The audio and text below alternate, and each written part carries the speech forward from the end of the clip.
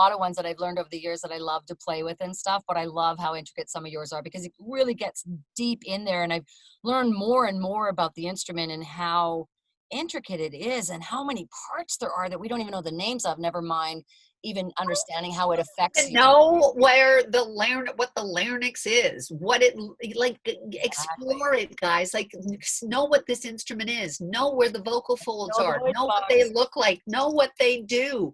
You'll see them. It's all muscle and cartilage. The pipe is just, it's all that stuff. Check it out. Understand how it works.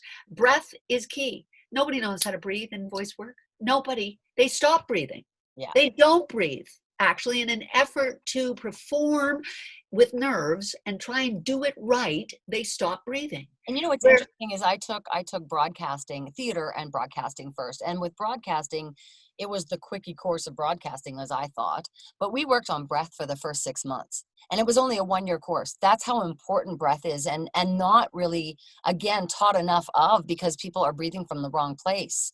So I just keep saying, let's talk about breathing and how we should be breathing. You cannot play the instrument without your breath, and you've got to know that as you accelerate, you require an accelerated breathing system. And for the most part, not one of you understand what I'm talking about. Yeah. You don't understand when you escalate to a climax, which should be in every story, 15 seconds, 30 seconds, a minute, a half hour, an hour, 2 hours. It doesn't matter. You're always escalating towards something that matters. And the only way you can get there is when the breath, like laughter, you know, it's a huge effort. Yeah. That's breath gulping when I laugh until I pee myself. That gulping of air, Deb and I both cut our breaths out because we take little gulp breaths. That tells me you're working, that you're communicating. When I just stand there and deliver, because you know you love Shoppers Drug Mart. There's no effort in there. There's no acceleration towards the audience. There's no emotion. Emotion is breath in to inspire and breath out to express. Figure it out. Use your breath.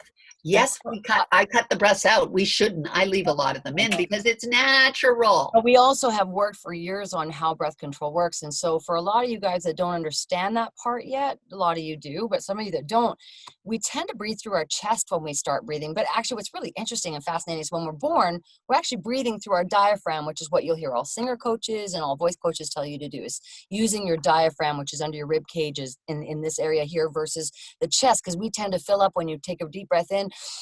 The chest fills up, and that's where we don't want that breath to come from, because it's false air. You're coming from your false vocal cords, and you want to fill up right underneath in your diaphragm so that you're filling up like a balloon. You almost get pregnant when you take a deep breath in.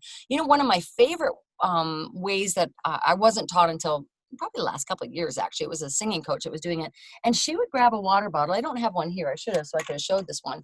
But she would grab a water bottle, pretend this is plastic. She would put it against the wall, and then you just put this on your stomach area, where just underneath your rib cages, where your diaphragm is. And when you take a breath in, your body pushes away from the bottle. So breathe in, push away from the bottle, because most of you breathe the opposite to what you're supposed to be, in a sense, especially in this industry, where when you breathe in, your stomach doesn't actually come out, it sucks in. And that's because it's coming from a false place. So you want what I call the pregnant belly. You're always looking for that pregnant belly, but it's not just about filling up the belly. The diaphragm is actually. And it's a really good coach of mine always said, breathe through the crotch. Gentlemen, good luck with that. I guess you could breathe through your butt. Breathe away. But it's butthole, same area. But literally, you know, when you determine that, like I can hold my breath for a long period of time. And that is over years of having to do speed reads where I've got to do it all on one breath. And people go, well, that's impossible. That's 60 seconds of copy on one breath. 60 seconds is a piece of cake, you know, but you've got to strengthen it. You've got to, like Deb says, you've got to fill up your bag. And it literally is a bag, like a, you know, if I was playing the bagpipes, the only way I can make sound with the bagpipe is if that bag's filled. There.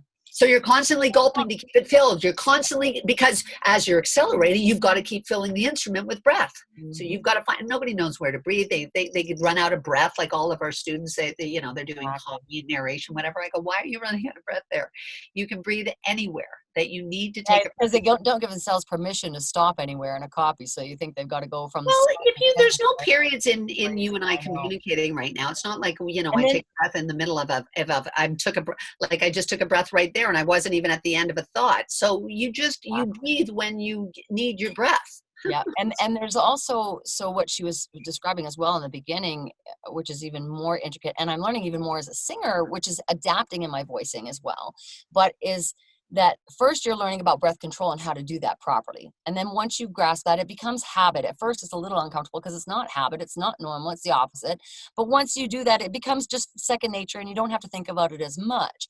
But what I've learned over time is, I understand how breath controls secretness and quietness and loudness and things like that. But now I've learned how it really does create emotion. Think of guys pumping the air in a hand pump, for a tire. When you squeeze in, if you only have a little bit of air, you're just going to get a little bit out, or bigger pumps. But you can play with that in a wavering sense. You can play with it in an emotional context, in a quietness, and your air actually starts dictating notes and sounds that just embellish and grow in what you're doing, instead of just being stagnant and boring like what everybody else does. So the air moves the copy if you know how to play with it. It's amazing. So not only are you learning just how to breathe, but then after that, once you really learn how to breathe, start learning how to play with the air now. It's amazing, an amazing tool. Oh, it's just the thing about your breath is that's the last, well, first of all, you forget there's an audience. Then you forget that you breathe. So the two in combination is, how are you speaking with your audience and not breathing?